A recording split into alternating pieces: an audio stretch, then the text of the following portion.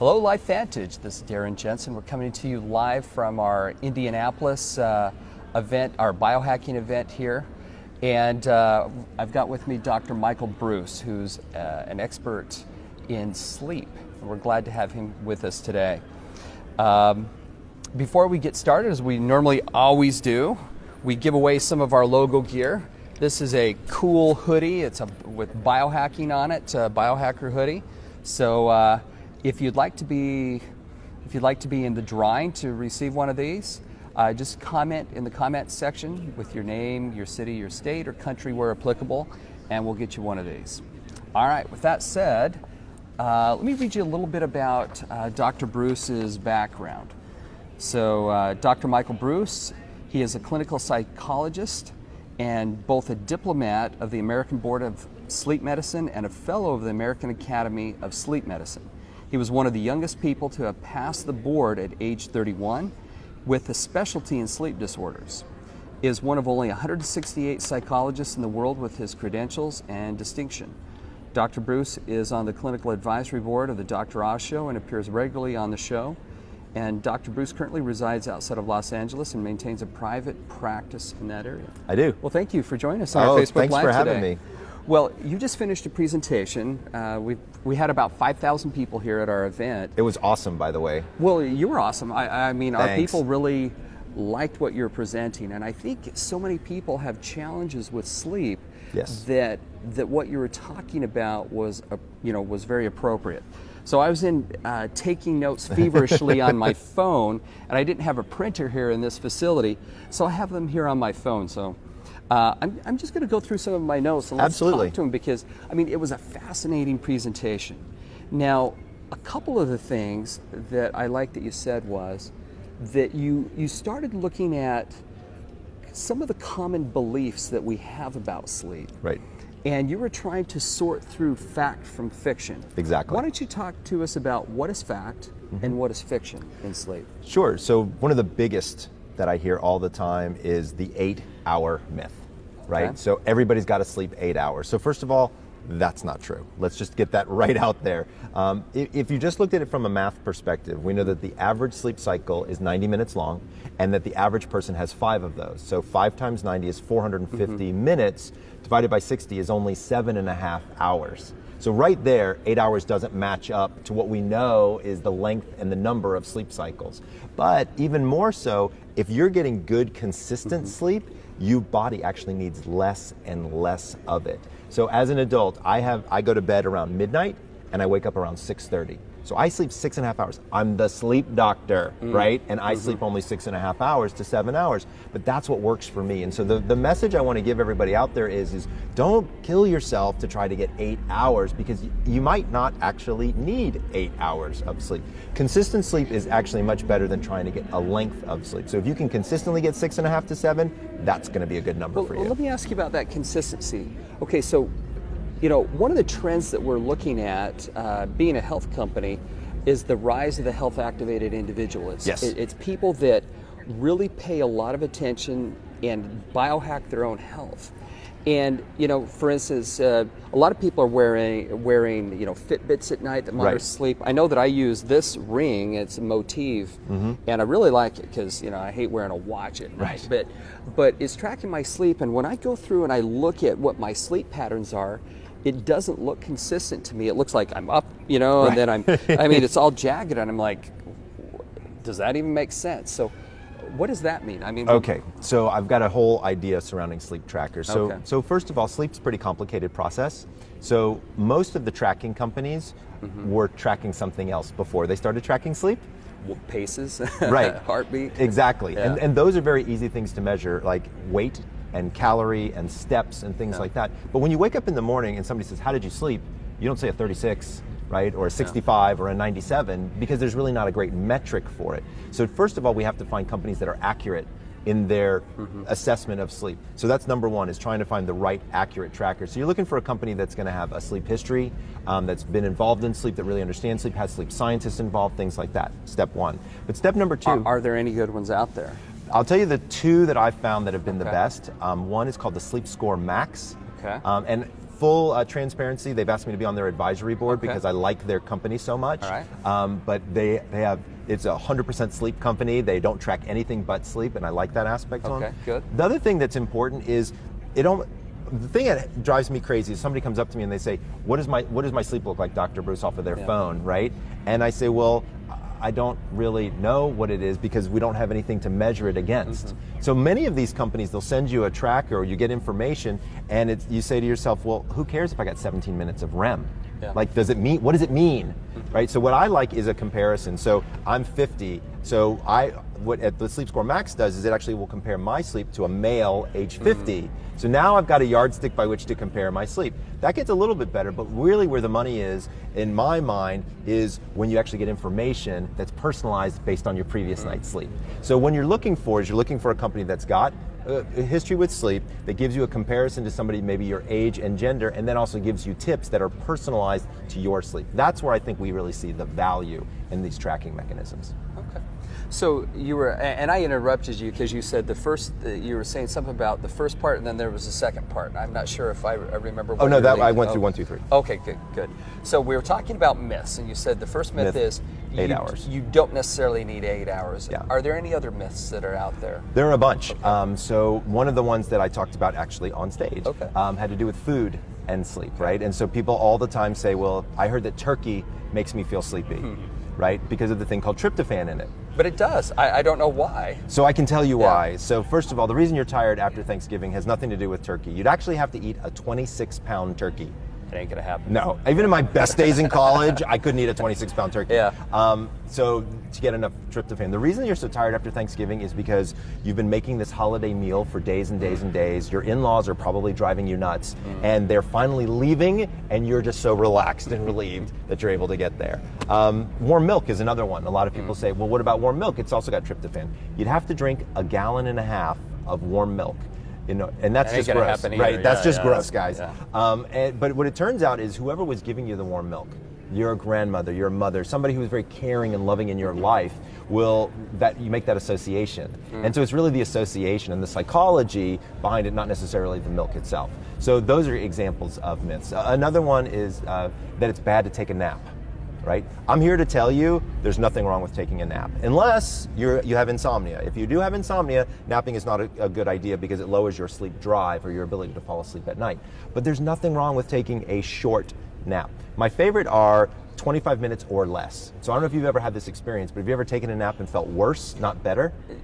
Yeah, almost always. If I take a nap, I just feel groggy for so long. Exactly. So you're napping too long. Okay. Right? So if you nap 25 minutes or less, you don't get into stage 3-4 sleep, which is the part that makes you feel really, really groggy, and you'll actually get refreshed from your nap depending upon what time you take it. Now, I'm going to also tell everybody about a nap hack, because we're all here about biohacking. We're all here to talk about all this kind of stuff. So I created a nap that I call the Napa Latte. All right? So you take a cup of drip coffee, black drip coffee, 6 ounces, put in 3 ice cubes. Drink the whole thing as quickly as you can.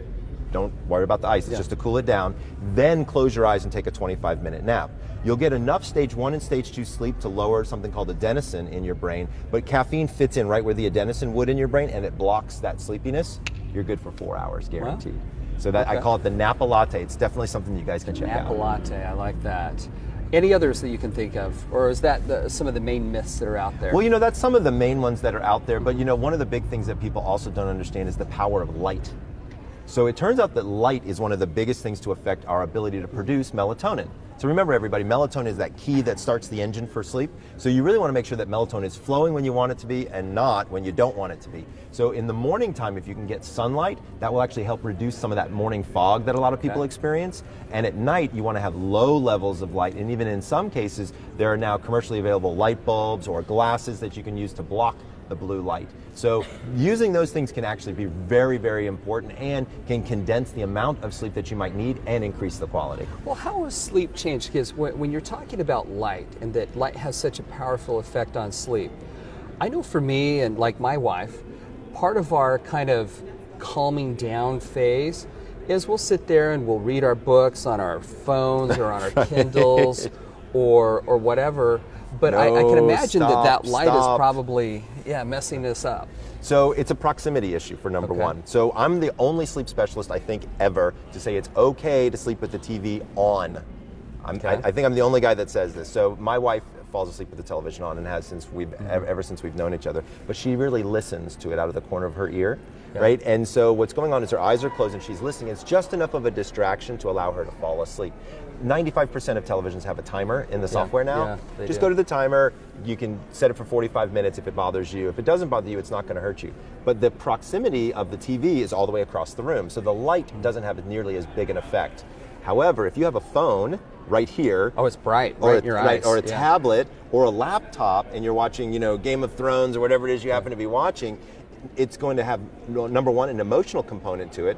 Like if you're playing Candy Crush and you're trying to get your high score. I hate it when I have to buy something on that because I can't get Right, past that exactly. level at night. Right, so that kind of jacks you up and makes it hard to sleep. Plus, the light is very, very close. So I say TV okay, but handheld devices not so good. And there was actually a study that just came out this week showing that the night shift, which is the software that now is being used in some of these devices, actually does not help with melatonin at all. Well, okay, so you're talking about the TV light is okay. Yep. Now, I've heard it in the past, and I'm not an expert on sleep by any means, but I've heard that if there's any type of light in the room, it can disrupt the learning potential of children or something. What is that all about? So kids are very different than adults. So first of all, when we think about light, remember it turns off the melatonin faucet in our brain. And during sleep is when our memory really starts to consolidate. So we take information from our short-term memory and put it into our long-term memory. And light prevents that from going on because it prevents sleep. So for kids, it's really good to have as many electronics out of the bedroom as you possibly can. Now I know that can be hard because kids use their computers for school or their phone for social media, but in our house, we kind of have an electronic curfew about an hour before they go to bed. So if my son, who's 16, is going to bed at 10, around 9 o'clock, we say it's time for the electronic curfew. Now, is that easy to institute? I got a 16-year-old boy, it's not so easy to institute. So I actually go and turn off the router in my house. You can time those. Yeah, you can Right, time. click, Yep. boom, we're down. And he's learned very quickly that that's kind of what we're going to be doing. And now it's really interesting is he kind of appreciates it. So if he goes to spend the night at a buddy's house or whatever and internet is going all night long, he's kind of like, yeah, I want to put my phone away and get some rest. Yeah, I have 5 kids. Some of them are older now, but I do have a 16-year-old and a 13-year-old. Yeah, we're in the same boat. And what we've done is that, similar to you, we noticed that they didn't get good enough sleep when they left their electronics in their room. Yep. So what we've done is we instituted the same curfew, but they bring their electronics down to our room and we plug them in and we keep them down there because if not, they're always tempted. You can Super turn the tempted. right off, Right. but they're still LTE. And Right, on their they'll phone. figure it out. Yeah, They'll figure it out. Absolutely. And so we just get rid of it, and now I think they appreciate it too. I think they do. I think they don't like the discipline at first, but also once they see, it's kind of nice to kind of remove yourself from all that social stimulus and all that information coming in, and you don't need it at night. I actually need a curfew put on me because you get into what do they call it, a scroll hold on Facebook, just going through it. Right. And yeah, I find that disrupts my sleep. Absolutely. Yeah. Now, you were saying that people don't require the same amount of sleep always. For me, it's always been, I think, similar to what you were saying with you. Typically 6.5 hours is good for me. But what about people who travel a lot? For instance, I normally live in Utah, so that's mountain, and we're in Indianapolis, which is eastern. And I really find that 2-hour shift is worse than when I go to Asia and it's a 12-hour shift. Right. Because that 2 hours is just, how do you get over jet lag? Okay, so I use 3 to 4 different components for jet lag, and it depends on, there's a couple of different factors. So one, it depends on the direction of travel. Okay. So it does. It does. Yeah, I'm curious to understand why, because for me, always going west was easy, east was terrible. Yeah, so the saying that I tell people is east is least and west is best. Okay. Right? So you already said it for me, Yeah. which is perfect. So here's what happens is when you're traveling, so let's make it simple. Let's say you're going from New York to LA, right? Traveling west. All you're asking your body to do is stay up later. Right, because of the time zone differences there. However, if you're going from Los Angeles to New York, you're asking your body to go to bed earlier. So if I told you go to bed at 7:30 tonight, it's probably not going to happen, No. right? So that's the difference, is the direction of travel has a big factor on you. Also, the number of time zones that you cross. It turns out that your body will naturally adjust one time zone per day.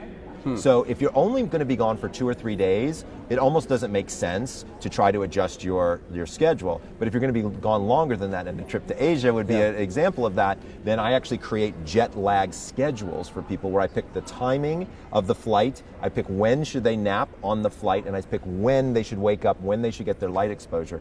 And I can reduce jet lag down to almost nothing, depending upon the number of time zones. I had a Saudi Arabian princess is one of my patients, and she would come from Saudi Arabia to Los Angeles, and she would have 7 or 8 days of jet lag because she was crossing 14 time zones, and we got it down to a half a day. Wow.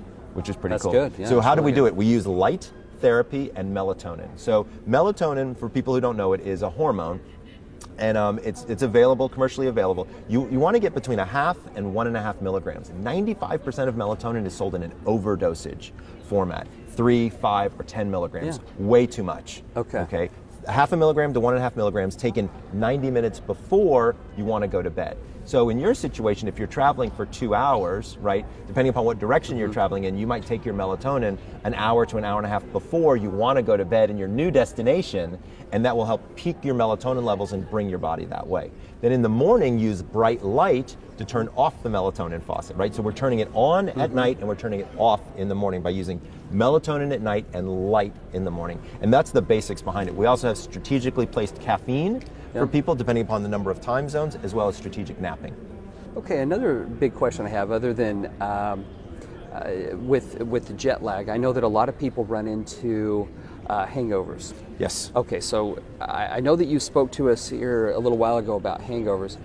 What are they caused by, and how do you overcome those? So when you talk about drinking, and drinking alcohol in particular, alcohol is a diuretic. So once you start going to the bathroom, you just keep going and going and going, and so you really become fairly dehydrated. So one technique I have people use is what I call a glass for a glass. So for every glass of alcohol, you have 1 glass of water, right? So number 1, it fills up your stomach. Number 2, it keeps you from being dehydrated.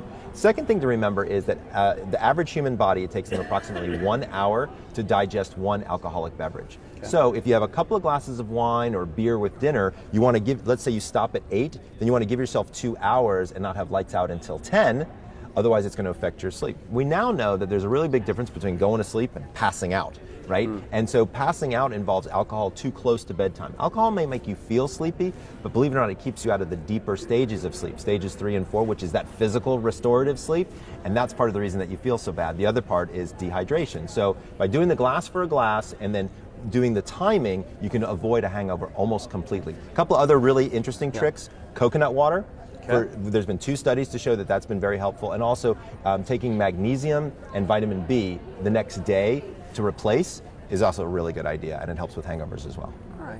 Well, this is a biohacking conference, and how can I biohack my sleep? I mean, you went through a number of tips.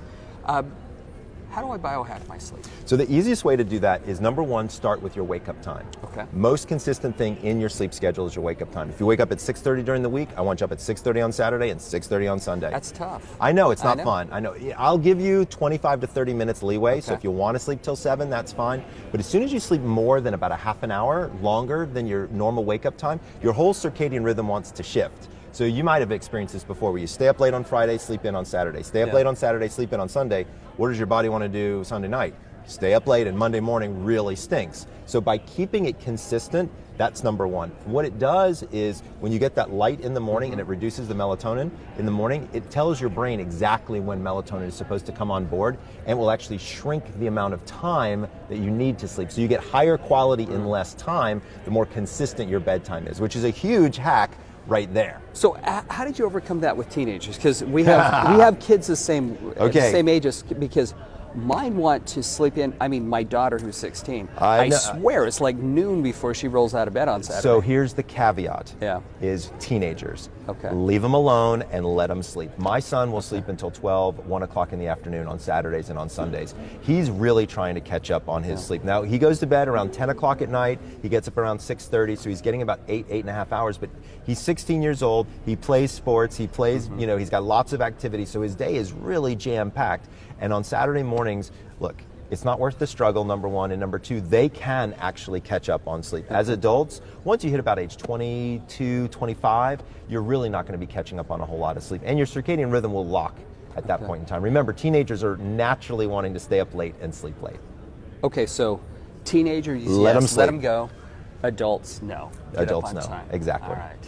Darn it. I wish I was a little, no. Okay, so any other biohacks? Absolutely. So again, strategic napping can be done at certain times during the day to give yourself a little bit more oomph. Especially my Napa latte. I think I talked about that before. And so that's a technique where you actually use caffeine and napping at the same time to be able to, so you drink coffee right before your nap, take a 25-minute nap, boom, you're good for 4 hours. Again, not to be used every day and not to be used for people with insomnia. And then I think the other thing, again, when we were talking about is using our bedroom in order to allow us to sleep better. So some light is okay, but you want to be careful. Light from a television is fine. Light from the devices, not so good because it's so close. You want to make sure you've got the right mattress, right? So one of the things that a lot of people don't think about is, what is the equipment that I'm using for sleep? I believe that sleep is a performance activity, right? And so I'm a runner. If I go for a run in flip-flops and cutoffs with a torn t-shirt and a boombox on my arm, my time's not going to be too good, right? I'll make it from the start to the finish, but it's probably not going to work out so well. But if I've got my Asics on and my dry fit wear, I'm moving quicker. I'm actually more productive in my running. The same holds true with sleep, is if you've got the right bed, pillows, sheets, environment, you will actually sleep better. So let's talk about that equipment. Sure. All right, so there are thousands of different types of mattresses. Yes, that are available, there are. And thousands of different types of pillows. And I know that most people go in, maybe sit down on a bed and say, okay, this is it. Are there different, are there different bed types that are better for different types of people? I mean, some people like firm, some people like soft. There are. So what should I look for? So first of all, it's massively confusing, right? You walk into a retail store, there's 30 rectangles sitting there, they all look exactly the same, and you're relying on the salesperson to tell you what's inside and hope that you can make some sort of association. So number one, it's not a great process to begin with. There is data to show that a little bit firmer surface is better for people with low back pain.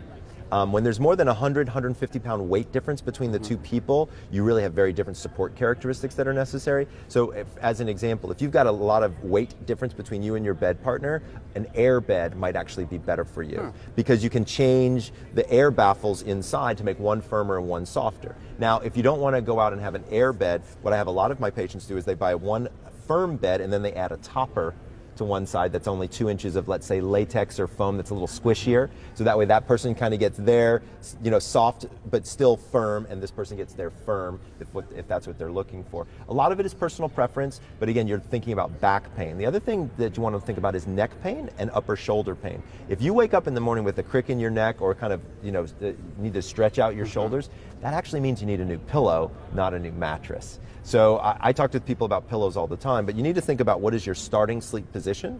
So if you're a back sleeper, your pillow is going to be very, very thin because you don't want it to pitch your head forward to make it difficult for you to breathe. And if you're a stomach sleeper, you also want it very thin because if it's thick, it's going to push your head all the way to the side and hurt your neck. But side sleepers actually need a thicker pillow to make up for the space between the outside of their shoulder and their ear. So depending upon your starting sleep position, picking the right pillow can actually make a big difference. I hadn't thought about that because I'm a side sleeper, so I'm always kind of stuffing the pillow up because my shoulders are so broad. No, I'm just kidding. But no, it's just that my head was. So if you're stuffing your pillow, you need a new pillow. Yeah. Like I'm telling you now, and a lot of people don't think about it, but you should be changing your pillow out about every 18 to 24 months. If it's a squishy pillow, if it's one of those memory foam kind of thick block pillows, those can last for about 4 or 5 years usually. But remember, your neck and body changes faster than these materials wear out. No mattresses don't turn to dust one day. There's no turkey timer on the side that pops and says, hey, it's time to remove my mattress. But your body will really start to tell you. If you're waking up stiff and sore more than 1 or 2 mornings a week, not necessarily from a workout that you did the day before, it's probably time to start looking at your sleep equipment. So let's say that I'm having troubles, that I'm always waking up tired, or that you're feeling exhausted throughout the day. I mean, this could be sleep apnea, it could be other problems. What would you recommend? I mean, what should somebody do? So one of the first things I talk to with people about is if you're waking up and you're not waking up feeling refreshed, and you've gotten an adequate amount of sleep, then it could be a sleep quality issue. So that's where we look at sleep disorders like apnea, narcolepsy, restless leg syndrome, even insomnia in certain cases. So those are all things that are diagnosed by a physician, specifically a sleep specialist, kind of like me. So if you're waking up consistently unrefreshed, that's definitely something that you're going to want to think about. Another thing is your chronotype. So it turns out that there are these things genetically predetermined in us called chronotypes. So you might not have heard the word before, but people have understood the concept for years. I'm talking about early birds versus night owls.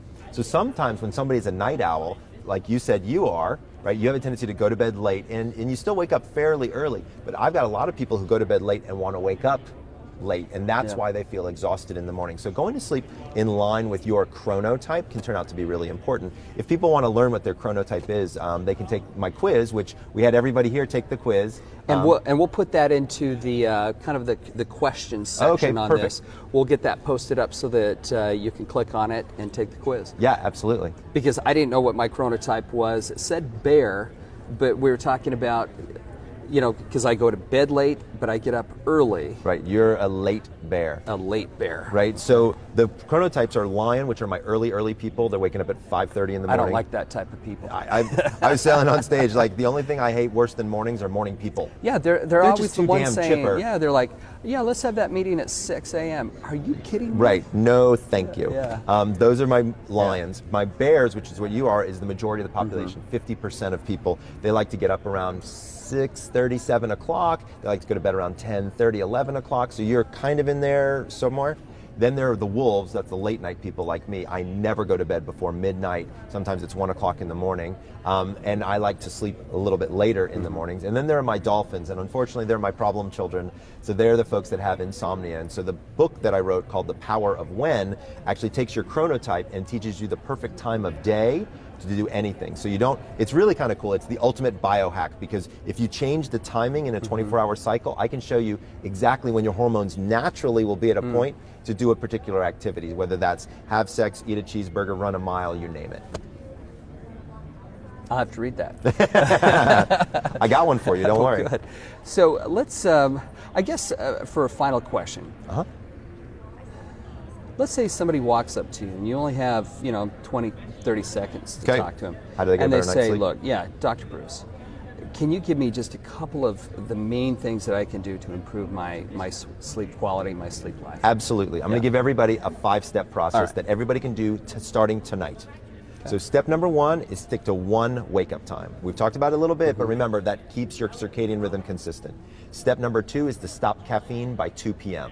Remember, caffeine has a half-life of between 6 and 8 hours, so we don't want it affecting our ability to fall asleep at night. Stopping at 2 will allow at least half of it to be out of our system. Step number 3 has to do with alcohol. Stop alcohol 3 hours before bed. That means if you've had 1, 2, even 3 drinks with your evening meal, you give your body enough time to digest it so it doesn't affect your sleep. Step number 4 has to do with exercise.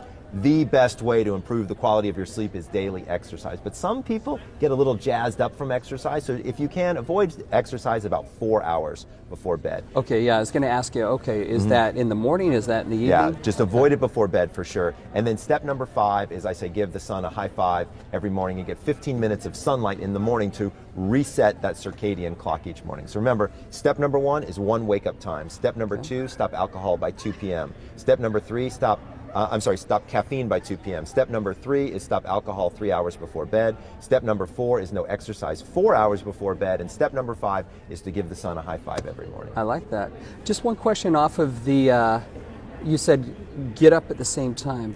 Does that include going to bed at the same time? Is that as important? It's not as important, right? Because look, on Friday night, you want to go out with your partner, your significant other, you want to go have dinner, movie, whatnot. You're going to stay up a little bit later, but wake up at the same time. I promise it will work. All right. Well, Dr. Breus, thank you for joining us. This has been great. Thank you. Right. Thank you, everyone, for joining us. And next week, we'll have another Biohacker series. So we'll see you then. Bye.